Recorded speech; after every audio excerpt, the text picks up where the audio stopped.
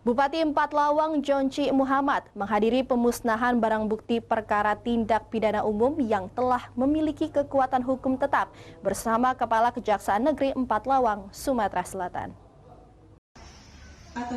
Bertempat di halaman kantor Kejaksaan Negeri Empat Lawang, pemusnahan barang bukti hasil kejahatan tindak pidana umum yang telah memiliki kekuatan hukum tetap dilaksanakan dengan dihadiri dari berbagai Forkopimda. Barang bukti yang dimusnahkan diantaranya narkotika jenis sabu, ganja, senpira, senjata tajam, handphone, serta berbagai barang bukti lainnya. Pemusnahan barang bukti ini sendiri dilakukan mulai dari penggunaan mesin blender, pemotongan besi bagi senjata tajam, dan berbagai cara lainnya.